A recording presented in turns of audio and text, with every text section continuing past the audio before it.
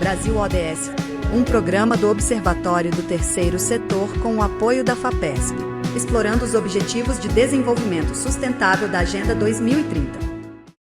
Olá, eu sou Joel Scala e está começando o Brasil ODS, um programa do Observatório do Terceiro Setor que conecta você aos 18 Objetivos de Desenvolvimento Sustentável da Agenda 2030 da ONU.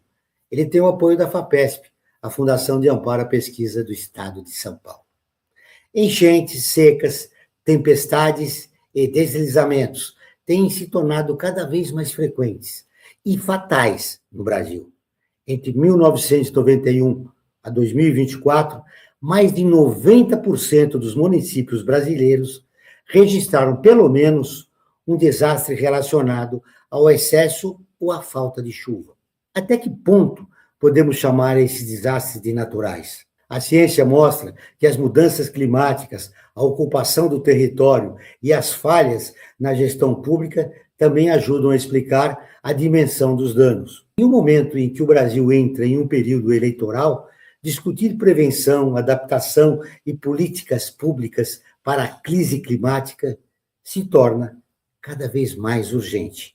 Para conversarmos sobre crise climática e seu impacto na população brasileira, recebemos Elton Escobar, pós-doutorando no Centro Nacional de Monitoramento e Alertas de Desastres Naturais, o CEMADEM, e pesquisador responsável pelo estudo Desastres Relacionados à Água no Brasil, uma avaliação de 1991 a 2024, que vamos destacar no programa de hoje. Boa tarde, Elton, seja muito bem-vindo. Boa tarde, Joel. É um prazer estar aqui conversando com vocês, falando um pouco mais do nosso estudo, que visou ali fazer um raio-x, né, um panorama geral da situação dos municípios brasileiros frente a essa problemática quando nós estamos conversando sobre os desafios com os desastres relacionados à água. De maneira geral, um breve, sem dar spoiler, nós analisamos quase 60 mil registros de ocorrências e computaram 4.774 mortes, 3.031 pessoas desaparecidas e um prejuízo econômico de mais de 740 bilhões de reais, tendo um impacto de 130 milhões de pessoas. A partir desse resumo, nós vamos conversar junto com o nosso outro convidado, que é o professor Paulo Artacho.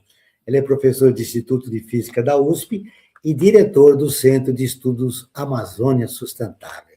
Professor, boa tarde. É um prazer falar contigo novamente. Boa tarde, Joel, especialmente nessas épocas difíceis, com muitos eventos climáticos batendo na nossa porta. Professor, ciclone chegando no litoral brasileiro nos últimos dias, onda de calor aqui na capital. O El Niño já está presente? Já está chegando? Olha, não diretamente, Joel, tá? Esses fenômenos, a intensificação dos fenômenos climáticos extremos como um todo, é um reflexo do aquecimento global causado pela queima de combustíveis fósseis no planeta como um todo. Inclusive o El Niño, que é um fenômeno natural, é monitorado ao longo dos últimos, pelo menos, 100 anos, ele está sendo vitaminado, ou seja, ele está sendo energizado pela mudança climática global. O El Niño, que é um aquecimento anômalo das águas do Pacífico, já está começando num patamar muito mais alto do que começava há 3 ou 4 décadas atrás, por causa do aquecimento médio dos oceanos, incluindo o Oceano Pacífico. Então, nós vemos o dedo da mudança climática global em todos esses eventos climáticos extremos que estão se intensificando. Professor, estamos preparados para a chegada do El Niño? Olha, certamente não. Infelizmente, o último El Niño, que foi em 2024, né, há 2 anos atrás, de lá para cá, o governo federal, inclusive, disponibilizou centenas de milhares de reais para que prefeituras e estados possam atuar na prevenção de eventos climáticos extremos, mas, curiosamente, apesar da disponibilidade do dinheiro, muito pouco desse dinheiro foi solicitado por prefeituras e estados para se preparar para um próximo El Niño que acabou batendo nas nossas portas em 2026. Então, o que a gente observa é que as prefeituras e os estados continuam despreparados de uma maneira muito forte, apesar do Brasil ter instrumentos de previsão meteorológica e prevenção de desastres como o CEMADEM, que funciona muito bem, mas sem você trabalhar preventivamente, realmente muito do dinheiro vai ser desperdiçado, infelizmente. Uma pesquisa realizada por cientistas do CEMADEM, da USP, e do INPE, analisou quase 60 mil registros de desastres relacionados ao excesso ou à falta de chuva no Brasil, entre 1991 e 2024. Os resultados mostram que mais de 90% dos municípios brasileiros foram atingidos por pelo menos um desses eventos no período, né? A pesquisa também propõe uma mudança importante na forma como entendemos esses fenômenos, né? Os desastres não são naturais, como a gente pensa, né, o Elton? Perfeito. A gente trabalha com uma linha que é a classificação como desastres socionaturais, né? Então, veja, aqui, muitas vezes, quando a gente coloca a figura como um desastre natural, a gente está colocando só a figura da natureza como reativa ou causadora ali, punindo até o homem, né? Se você olhar um pouco mais para a história, como era entendido essa relação com a natureza. A nossa ideia é desmistificar isso e mostrar que o desastre está acontecendo por conta de como nós tratamos o meio ambiente, seja, por exemplo, com o desmatamento na Amazônia, que é um grande problema que a gente vem enfrentando, ou com os combustíveis fósseis. E, somado a isso, aonde a gente constrói as nossas moradias. Infelizmente, a sociedade brasileira, né, a classe baixa, média, é marginalizada, é colocada ali nas áreas periféricas das cidades. Muitas vezes essas áreas não são próprias para construções das casas, elas ocupam área de encosta, regiões ali que não deveriam ter a moradia, e tem um evento deflagrador, né, tem uma chuva intensa, acaba tendo um deslizamento, um soterramento da casa. Então, veja, a culpa não é da natureza ali com o fenômeno, algo que acontece, porém é toda essa equação que o homem é responsável, né? Então, por isso que a gente trabalha no nosso artigo a definição de desastres socioambientais ou socionatural. Professor Paulo Artacho, quando olhamos para um país em que mais de 90% dos municípios já registraram algum desastre relacionado à chuva ou à seca, e diante da crise climática, o que esse dado revela sobre a dimensão da nossa vulnerabilidade? Olha, eu acho que é importante que a população brasileira entenda que o Brasil é um dos países mais vulneráveis às mudanças climáticas, por uma série de razões. Primeiro, pela nossa localização tropical, né? Um aumento de temperatura, Joel, de 3 graus, em média, em Teresina, Cuiabá, Belém ou Manaus, tem um impacto muito maior do que um aumento de temperatura de 3 graus em Paris, Londres ou Estocolmo. Então, nós somos muito vulneráveis. Nós temos uma economia demasiadamente dependente do agronegócio, que depende da chuva. Choveu menos, cai a produtividade, cai as exportações e a nossa economia sofre.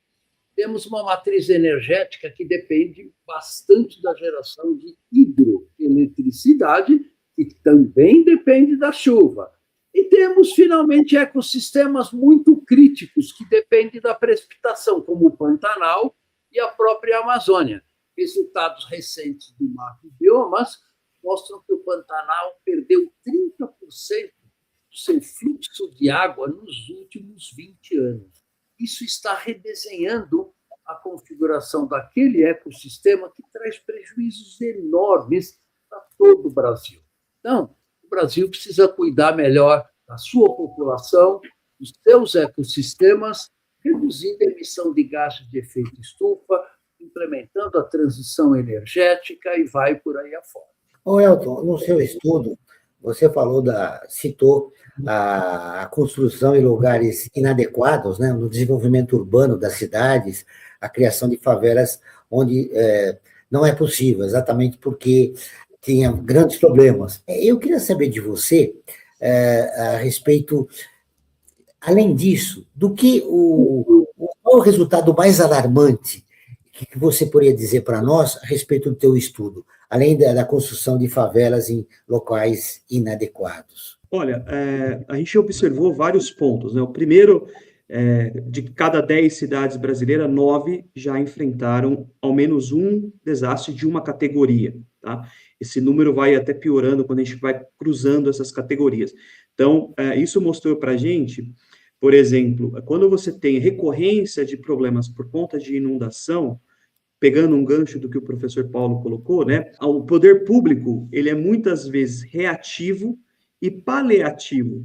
Então, ele reage em cima de uma ocorrência, de uma tragédia de grande proporção,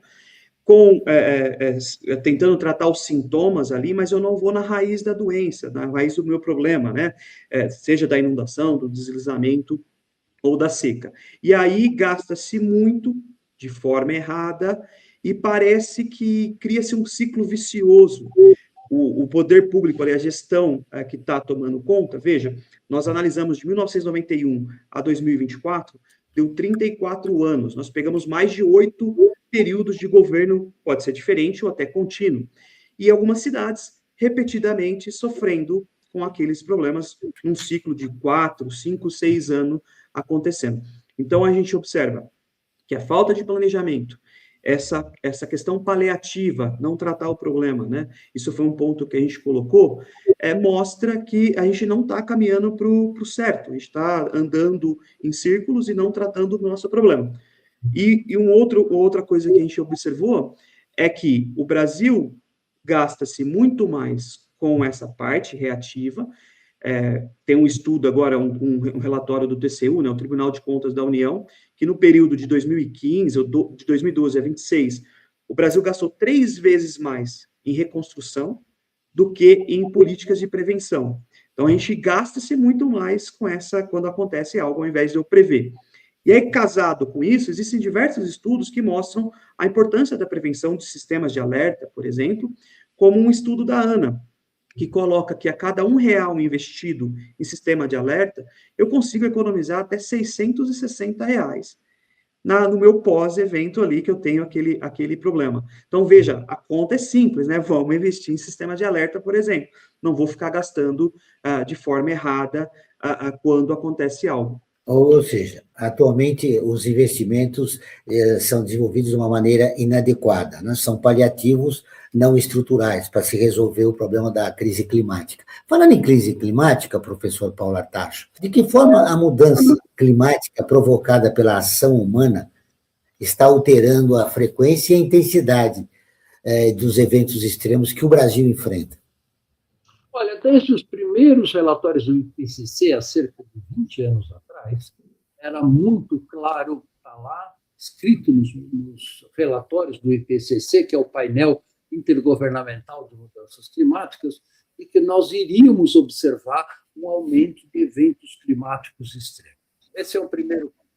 E aí, Joel, o próprio último relatório do IPCC faz uma projeção de como é que serão, como vai ser o aumento da frequência de eventos climáticos extremos de agora ao longo deste século, com o aumento das emissões de gás de efeito estufa. O resultado é que um evento que ocorria a cada 50 anos, né, no século passado, vai ser 38 vezes mais frequente nesses 50 anos e vai ser 5 vezes mais intenso. Então, são resultados muito sólidos do ponto de vista dos modelos climáticos e que dão um recado muito claro para as sociedades. Precisamos nos preparar, precisamos nos adaptar melhor ao novo clima, que já mudou e vai continuar mudando ainda mais rapidamente no futuro. Então, nós não temos tempo a perder, precisamos fazer com que planos como o Adapta Brasil, recentemente estruturado pelo governo federal, deixe de ser um plano somente no papel, como ele é hoje, para transformar o Brasil em um país mais resiliente às mudanças climáticas. Um breve intervalo e na volta notícias da ONU, parceira de conteúdo do Observatório do Terceiro Setor. O Brasil ODS conta com o apoio apoio da FAPESP, a Fundação de Amparo à Pesquisa do Estado de São Paulo, uma das principais agências de fomento à pesquisa científica e tecnológica do Brasil.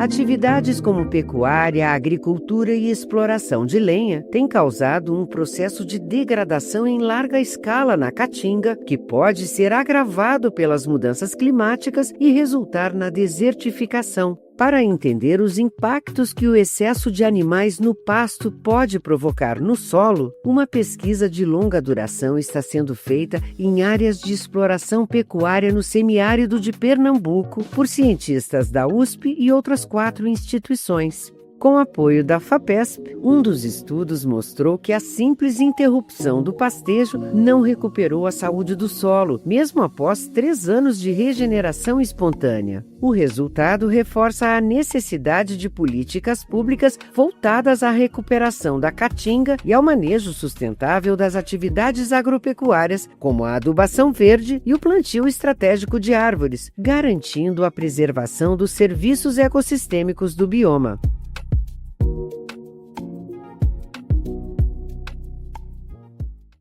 Brasil ODS, um programa do Observatório do Terceiro Setor com o apoio da FAPESP, explorando os Objetivos de Desenvolvimento Sustentável da Agenda 2030. Você está acompanhando o Brasil ODS, um programa do Observatório do Terceiro Setor que tem o apoio da FAPESP, a Fundação de Amparo à Pesquisa do Estado de São Paulo. Hoje nós estamos falando sobre crise climática e seus impactos na sociedade brasileira, com o pesquisador Elton Escobar e o professor Paulo Artacho. Agora, notícias da Rádio ONU, parceira de conteúdo do Observatório do Terceiro Setor. Calor extremo, seca e inundações marcam mês de julho em todo o mundo. O Felipe Carvalho, de Nova York, traz as informações. Notícias do mundo com a ONU News. O calor extremo, a seca persistente e os incêndios florestais devastadores têm marcado o verão em vários países do hemisfério norte, enquanto a precipitação intensa e as inundações causam mortes em outras regiões do mundo. Segundo os dados da Administração Nacional Oceânica e Atmosférica dos Estados Unidos, NOAA, julho deste ano igualou o recorde do mês de julho mais quente de que há registro, estabelecido em 2024. As avaliações do Serviço de Alterações Climáticas Copérnicos também confirmam um mês extraordinariamente quente, com uma temperatura média do ar na superfície de 1,47 graus Celsius acima da referência pré-industrial. A região tropical do Pacífico verificou temperaturas elevadas numa área onde estão presentes condições de El Niño, que deverão intensificar-se nos próximos meses, afirma a Organização Meteorológica Mundial, OMM.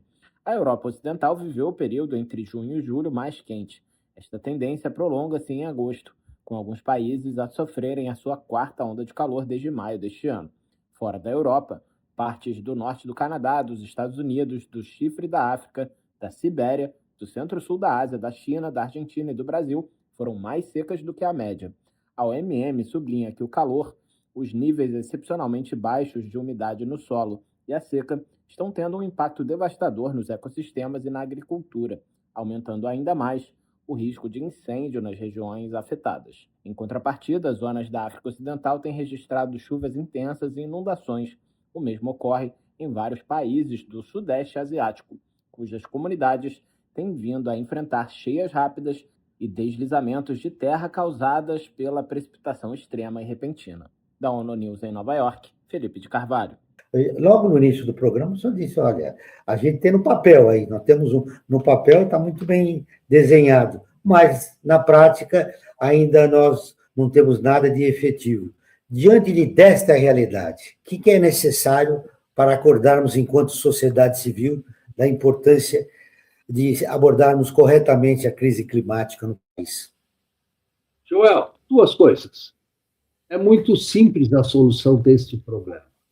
A primeira delas é acabar com a exploração e a queima de combustíveis fósseis, que é a raiz do problema que a gente está discutindo, que está causando impactos na saúde, na economia e na sociedade de 8 bilhões de pessoas. Esse é o primeiro ponto. O segundo ponto é se o clima já mudou, não adianta mais, nós temos que melhorar as nossas infraestruturas, redesenhar o nosso sistema de saúde para tratar mais vítimas de calor extremo, por exemplo, de gente que sofre com inundações, teremos epidemias cada vez mais fortes e mais intensas. Então, a receitinha já está dada. O que precisamos é de políticos que efetivamente trabalhem no interesse da população e não no interesse de um ou outro particular, grupo privado de um setor qualquer. Então, nós precisamos que, nestas eleições, a gente trabalhe para eleger pessoas que se alinhem com os interesses da população na proteção de vidas e de propriedades das pessoas como um todo. Gostaria de fazer um destaque, Elton? Não, concordo plenamente com o professor. Eu costumo dizer que eu acho que essa temática tem que sair do âmbito só da televisão ou da universidade e vir para o dia a dia. A gente tem que conversar, por exemplo, naquele almoço de domingo, a gente tem que debater, né, sobre o que está acontecendo, porque, como o professor Paulo colocou, muitas vezes toda essa problemática impacta o preço do arroz que você paga, do feijão, da carne que você compra. Então, você precisa discutir para tentar a melhor saída. Veja, eu costumo falar assim, a gente tem que sair dessa questão de achismo, né, e sim para coisas reais, que nem o professor colocou, porque a nossa sociedade, ela está cada vez mais refém de grandes interesses, né, então precisa pensar-se no coletivo para que a gente evolua como sociedade. E aí tem uma coisa importante, né, para finalizar. Hoje, eu costumo dizer em aula que a gente tem uma importação ou exportação de problema da crise climática. O Rio Grande do Sul sofre com o desmatamento da Amazônia. Então, o regime de chuva no nosso sul é impactado por lá. Então, às vezes, o que está acontecendo no sul, eu preciso ter um diálogo nacional, né? O nosso país tem dimensões continentais, a União Federativa, os estados e os municípios precisam se juntar, porque, às vezes, um problema local é muito maior, e eu sozinho não vou conseguir. Então, eu preciso entender os meus políticos, aqueles que estão criando, né, as políticas públicas, porque às vezes o meu problema local, a minha casa ali, que foi inundada, foi levada por conta de um deslizamento, é oriunda de uma chuva desregulada por conta do desmatamento na Amazônia. Então, tudo está conectado. Por isso que, em ano de eleição, é importante a gente olhar ali o nosso candidato e selecionar da melhor forma possível. Se os desastres são socioambientais e não desastres naturais, a dimensão dos seus impactos também depende das escolhas que a gente faz sobre as nossas cidades, os nossos territórios e o meio ambiente. Mesmo com o avanço dos sistemas de monitoramento e alerta, o Brasil ainda enfrenta falhas de prevenção, como já ouvimos aqui os nossos dois convidados fazerem um alerta. O Brasil ainda enfrenta falhas na prevenção, como vocês disseram, falta de estrutura e desigualdades, que deixam parte da população mais expostas aos eventos extremos. Elton, você afirma que para muitos desses eventos, os órgãos de monitoramento conseguem emitir alertas com antecedência. Se o risco é conhecido, por que ainda temos tanta dificuldade de transformar alertas em prevenção e proteção efetiva para a população? Joel, essa sua pergunta, ela é muito interessante, porque a gente percebe o seguinte, né? A gente olhou os dados do nosso estudo, a gente fez um recorte de 91 a 24, né? Claro, existiram registros anteriores, mas a gente pegou um sistema nacional, já um pouco padronizado, para a gente tentar entender isso daí, né? Então, veja, conversando com outros estudos, né? Então, tem um estudo da Confederação Nacional de Municípios que mostra que cerca de 1.600 municípios brasileiros não possuem uma defesa civil estruturada. Então, veja, se eu tenho de cada 9 municípios, né, de 10 a 9 municípios sofrem com isso, tá? Nós estamos falando de 5.097 municípios que estão sofrendo com esses desastres. 1.600 não têm uma defesa civil estruturada. Isso é o mínimo para eu começar a trabalhar essa temática. Então, tem um investimento precário, né, para essa estruturação. E, veja, o CEMADEM, por exemplo, ele funciona 24 horas por dia, 7 dias da semana. Tá?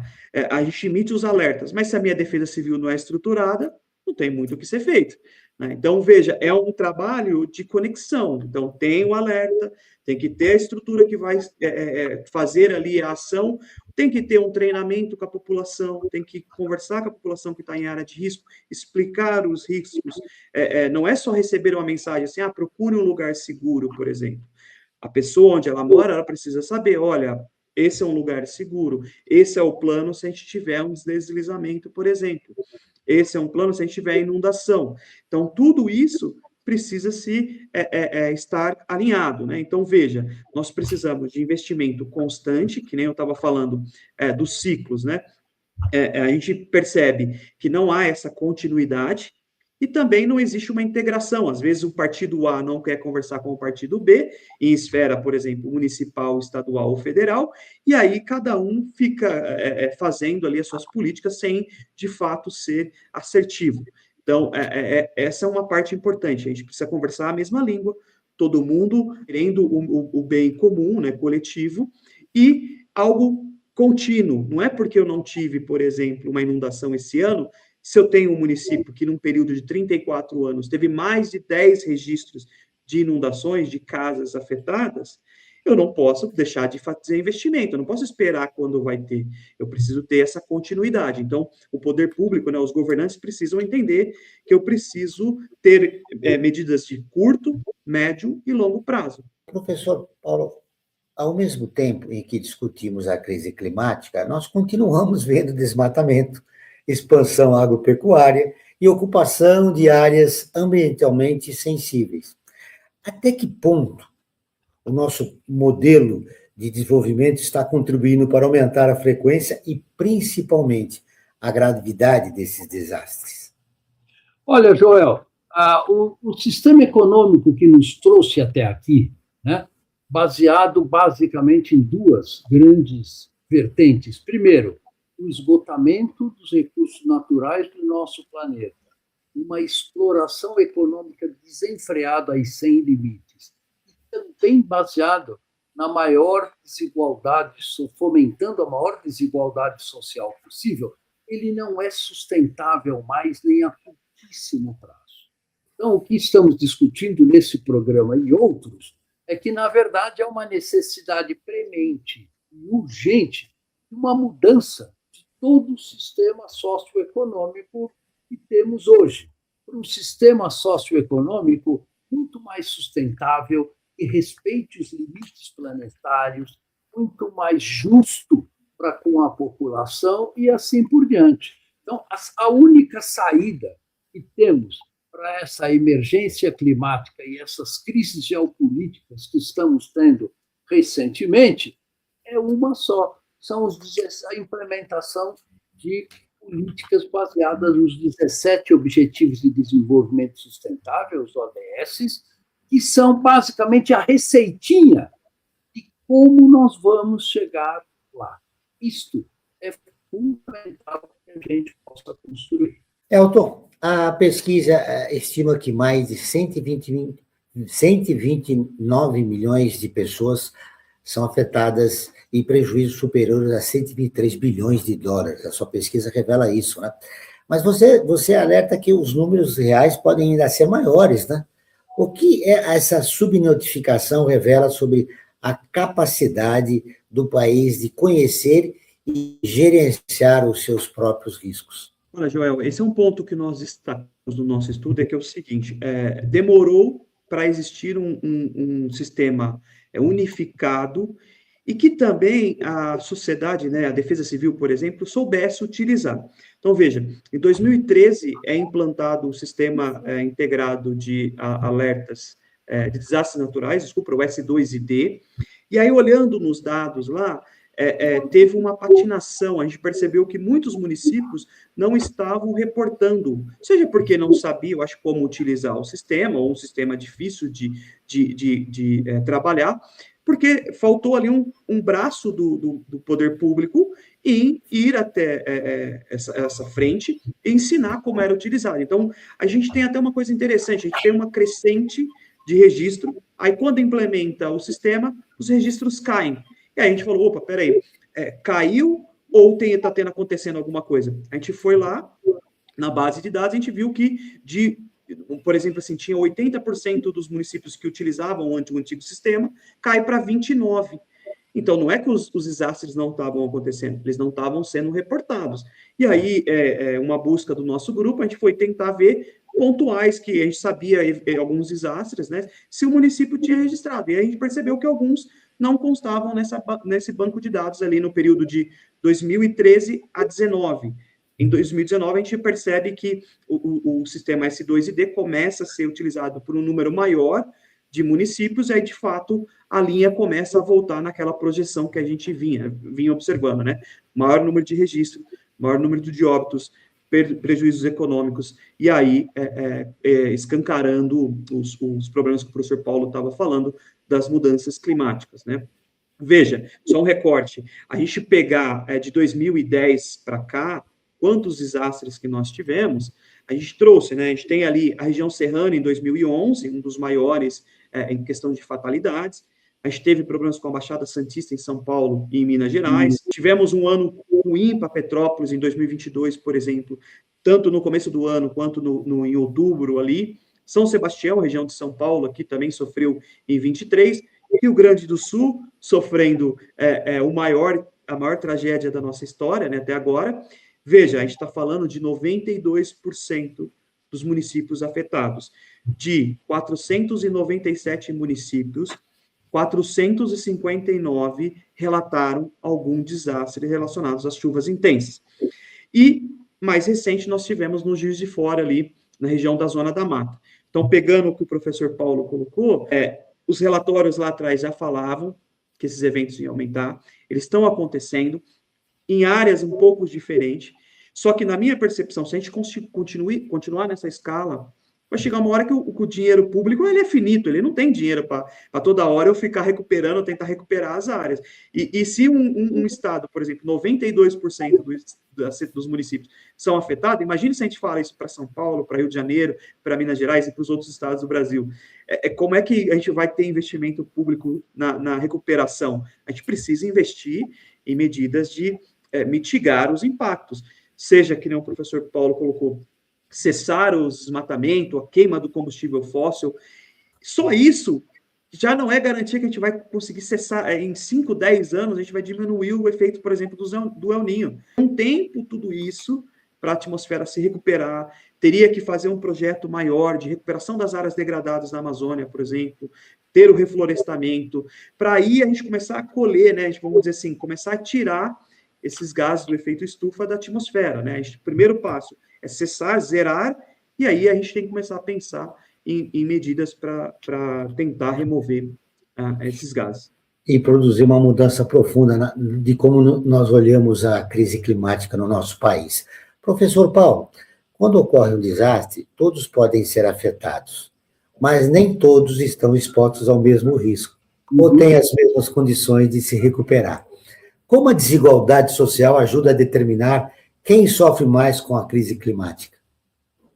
Olha, basta uma análise bastante superficial para você perceber, por exemplo, que no desastre lá no Rio Grande do Sul, em 2024, quem sofreu mais as consequências foi a população de baixa renda.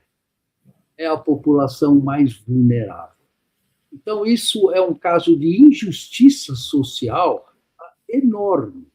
Quer dizer, você tem a população rica ou a população de classe média morando em áreas que não são sujeitas a deslizamento, que não são sujeitas a enchentes, só colocando a possibilidade da população de baixa renda e morar em áreas de risco. Eles não moram em áreas de risco porque eles querem. É porque a estrutura da sociedade é que obriga essas pessoas a morar em áreas de risco. Então, falta de políticas habitacionais adequadas e suficientes para dar suporte para a população de baixa renda é fundamental. é uma questão de justiça social. E o que a gente espera é que o Brasil mude de uma situação fortemente de injustiça climática, né, e dê suporte e atenção a essa população de baixa renda que, no final, é quem sente mais os impactos da mudança climática. Professor Atacho, nessas eleições, o que o eleitor deve observar nas propostas dos candidatos para identificar se existe, de fato, um compromisso sério com a agenda climática? Bom, são várias questões, né? Quer dizer, o primeiro a gente tem que perceber no discurso desse candidato, digamos assim, a quem que esse candidato está efetivamente respondendo. Que políticas públicas de educação e de saúde ambiental e climática esse candidato quer implementar? Favorecer escolas públicas ou aumentar o número de escolas privadas? Aumentar apoio ao Sistema Único de Saúde, que atende toda a população brasileira, ou favorecer saúde somente para os ricos, né?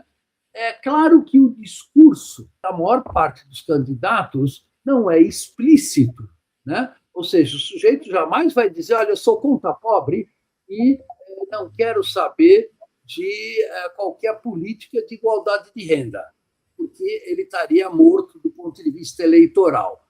Entretanto, a gente tem que ficar esperto, olhar o passado desse político e pensar como é que vai ser o presente e o futuro dele.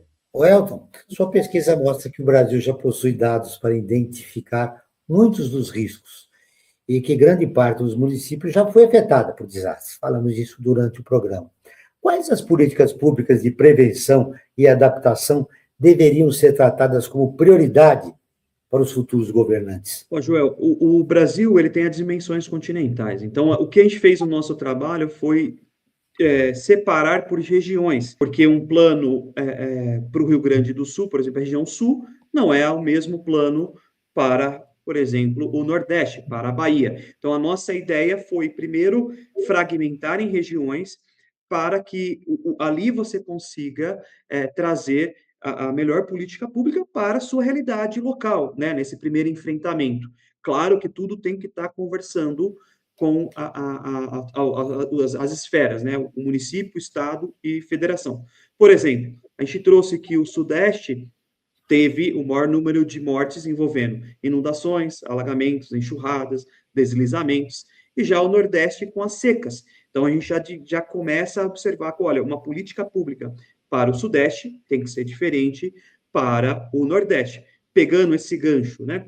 O Nordeste, por exemplo, um estudo recente de 2023, final de 23 e 24, entre o INPE e o CEMADEM, colocou que tem uma área do norte da Bahia que está sendo classificada como um clima árido. A gente não tinha clima árido, né? O clima de deserto no país. Então, tem, se eu não me engano, 6 ou 8 municípios e trechos de municípios que foram classificados como municípios com áreas de clima árido. Então, qual é a política que eu tenho que levar para lá? Eu tenho que ter a presença de água, né? Eu tenho que levar o abastecimento para a população. E aí, existem políticas públicas de curto, médio e longo prazo. Por exemplo, o caminhão-pipa foi uma política lá atrás importantíssima, momentânea, né? Paliativo ali no local. Mas veja, ela foi criada em 1998. E sempre foi entendida como assistencialista, né? E nós estamos em 2026, certo? E a gente vai continuar ainda com a operação do carro-pipa, municípios sendo classificados como árido. Você vai esperar chegar a água por um caminhão ou você precisa, de fato, ter políticas públicas de levar abastecimento para a população? Né? Então, essa é a parte importante, olhar ali para a raiz e não só de assistencialismo. Claro, existem problemas que em curto prazo não tem o que ser feito, você precisa ter esse primeiro momento, mas a gente não pode mais uma política assistencialista de 1998, em 2026, ela continuar ainda sendo pautada naquela região. Eu preciso, de fato, esmiuçar, entrar ali na discussão. É um tema espinhoso, vamos dizer assim? Mas eu tenho que ir lá na raiz e tratar. Tem que fazer transposição, criar reservatório, né? Clima árido aumentando, como é que vai ficar a evapotranspiração, né? A gente perde mais água para a atmosfera. A gente teve em 2014 aqui, na região de São Paulo, a crise hídrica, né, dos nossos sistemas de abastecimento. E parece que ela ainda persiste, né, Elton? Parece que ela persiste. Exato. Veja, a gente já está importando água do Rio de Janeiro, né, de bacias do Rio de Janeiro para cá, e ainda assim a gente está sofrendo com isso. Então a gente precisa entender, localizar as áreas de mananciais que são importantes para a recarga do meu sistema. Tenho que deixar, se está tendo ocupação ali, não pode mais ter. Então o Mapa e Biomas, o professor Paulo mais cedo trouxe, mostra isso. Então veja, como o uso e ocupação do solo está afetando toda essa dinâmica. Então, é tudo conectado. A gente precisa olhar pontual, que foi a ideia do nosso trabalho, né? Realidades de cada região, e aí sim pensar nas minhas políticas públicas. Muito bem. Isso é fundamental, né? Sobretudo nesse ano que a gente está vivendo. Chegou o momento da nossa enquete realizada no Instagram com os seguidores do Observatório. Você pode participar toda semana. Basta entrar na nossa página, observatório3setor.org.br. Lembrando que o 3 é em numeral.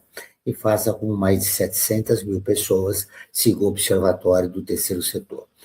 A pergunta da semana foi: as propostas dos candidatos para enfrentar a crise climática influenciam a sua decisão de voto? Sim, 12%. Não, 88%. Vou repetir. Sim, 12%. 88% não. E aí a gente pode colocar como a crise climática entra nesse contexto. 12% só disseram que sim, que as propostas dos candidatos para enfrentar a crise climática influenciam a sua decisão de voto. Mas eu quero ouvir a opinião do professor Paulo Artacho. Esse resultado aqui revela o quê, professor? Esse resultado revela, primeiro, uma polarização muito grande do ponto de vista político e econômico na sociedade brasileira. Basicamente, as pessoas priorizam valores, às vezes, muito maior do que a questão da justiça social, do que a questão da igualdade e assim por diante. E as questões econômicas e sociais acabam tendo um peso muito maior na escolha das pessoas do ponto de vista político, né? Às vezes, isso também pode acontecer pela falta de crédito que a maior parte dos políticos acaba tendo, de tal maneira que a pessoa basicamente não tem critério para escolher o político na qual ele vai votar. Ele vota porque gostou da cara do político, porque ele veste camisa verde e amarela, ou assim por diante. Quer dizer, isso é uma questão que nós temos que trabalhar no Brasil, temos que mudar essa perspectiva, levar a população brasileira a efetivamente votar nos candidatos que defendem os seus interesses como população e não interesses econômicos de grandes grupos econômicos ou de setores como o agronegócio ou como a exploração de petróleo. Então, isso é um trabalho de educação ambiental da população, de cidadania, de educação para a cidadania, e a gente ainda está muito atrasado nesse aspecto. O que é um perigo para a nossa democracia, não é, professor? Porque é uma distância entre o cidadão comum e as instituições, né?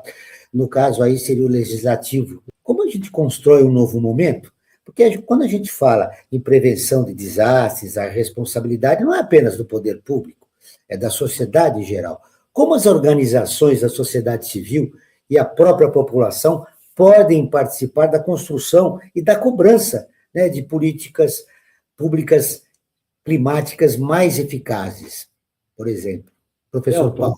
Vamos lá, vamos ver o Elton. O que você diz disso? Olha, Joel e professor Paulo, eu penso o seguinte, primeiro é muito triste o resultado da enquete, né, porque deveria ser... perguntar o que você achava da enquete.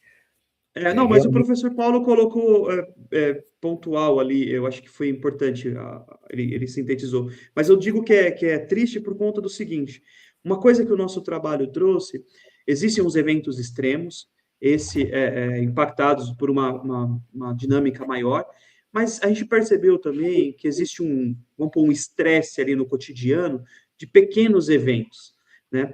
Então, por exemplo, A gente teve recentemente aqui na região de São Paulo, em junho, acho que 23 de junho, no Mirante de Santana, lá um posto que coleta quanto que chove, a gente teve uma chuva de 150 milímetros, um tempo que é frio, aqui para a região nossa de São Paulo, e uma chuva extrema. E causou um transtorno, né, ali fora do contexto.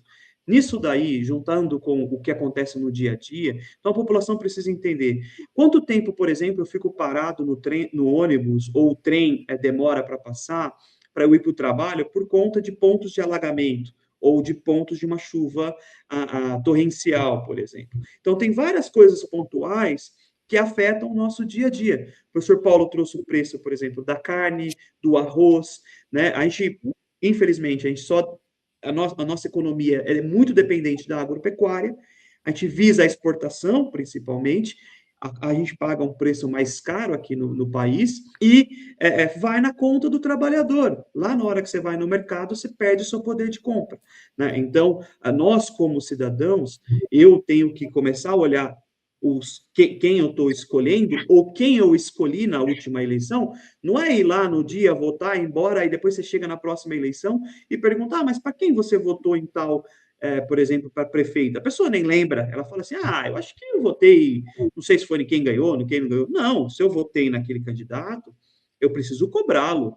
Ele é o meu representante. Eu tenho que agir ali com forças, né? Às vezes com grupos líderes comunitários, por exemplo, para eu ir lá e cobrar. Olha, você prometeu tal coisa, você prometeu a revitalização de uma área, plantar árvores, por exemplo, né? Para a questão da vegetação nativa, ou parques, alguma coisa assim. Jardim de chuvas, né? Tem muito candidato que promete, eu vou criar jardim de chuva na cidade, passa ano, sai ano, a gente não vê nada na cidade, né? Então, ter essa participação. Mas eu entendo também... É uma desconfiança generalizada em relação ao poder legislativo no nosso país, né, Elton? Mas o desafio permanece. Como sensibilizar o cidadão comum que sai de casa lutando pela sua sobrevivência, pega horas extensas no transporte coletivo, enfim, mal remunerado, a participar das coisas que decidem a sua vida, né? Esse ponto é o mais, acho que, o tocante, né? Mas veja, se a gente não cobrar para olhar para a gente, eles não vão olhar para a gente.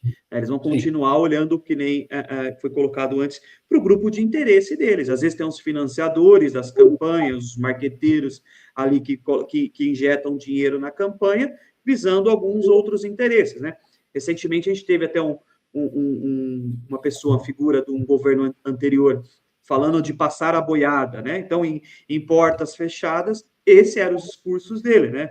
Vamos passar as boiadas para desmatamento, para exploração de garimpo, por exemplo, na Amazônia, a questão da extração de vegetação, né, da madeira. Então, eles foram passando a boiada. Se a gente não cobrar, não pedir essa mudança, em portas fechadas, esses são os acordos. E aí impacta no seu dia a dia. Você já é mal remunerado, trabalha muito, e o ciclo vai ficar esse, porque eles lá na ponta, eles não vão estar olhando para o cidadão. Então, acho que a gente tem que começar a olhar que a gente tem uma parcelinha ali para contribuir, né? Olhar, a situação que eu estou acontecendo comigo é reflexo de decisões que outras pessoas estão tomando. Então, se hoje eu estou sofrendo assim, eu preciso ir lá e com o meu representante. Professor Paulo, quero ouvi-lo também, porque é fundamental no momento que nós passamos no país e a chegada, né, de eventos climáticos extremos, né, como o El Niño, que já está chegando aqui na América do Sul, né? Já chegou lá na Venezuela, na Colômbia, agora, dias atrás, no Peru, né? Esses desastres que representam uma preocupação generalizada, né, na América Latina. E, particularmente na América Latina, a gente observa a falta completa de preparação para desastres naturais como um todo, né? E, inclusive, até você observa no enfrentamento desses desastres naturais a questão política. Então, veja que na Colômbia, o presidente da Colômbia falou que só aceitaria ajuda de países que fossem de extrema-direita, como Israel, os Estados Unidos, né? Recusou a ajuda do Brasil, né? Então, vejam aonde vai a idiotice da polarização política. onde você recusa ajuda para salvar vidas se você não está alinhado politicamente com a extrema-direita. Quer dizer, veja o grau, isso é muito grave, eu acredito. Né? Então, isso obviamente não acontece só na Colômbia, na Argentina tivemos exemplos similares, não tão extremos, mas o que a gente observa é de que a questão da polarização política está afetando muito, né, a luta contra as mudanças climáticas, quando, na verdade, ou nós enfrentamos todos juntos um problema causado por todos e que todos vão sofrer os impactos, ou nós não teremos saída na questão da luta contra as mudanças climáticas. Então, essa é a realidade de hoje, e a destruição dos arcabouços, né, multinacionais que tínhamos, como as Nações Unidas, Unesco, FAO e assim por diante. Enfraquecidas, né? São todas enfraquecidas, inclusive as conferências, como a Conferência de Desertificação, que estamos tendo agora, a conferência a COP30, que foi em Belém, onde os resultados finais deixaram muito a desejar do ponto de vista de proteção da população. Novamente, os interesses econômicos da indústria dos combustíveis fósseis predominaram. Então, o que a gente espera, mas a luta continua. Vamos trabalhar fazendo ciência, achando evidências, encontrando evidências cada vez mais importantes da responsabilização de quem criou essa situação que está custando milhares de vidas a cada ano. Eu vejo que o senhor tem esperança, né? E essa esperança, ela tem que ter um pouco de realidade. Na verdade, professor, vivemos um retrocesso em relação ao clima? Sim, não há dúvida nenhuma.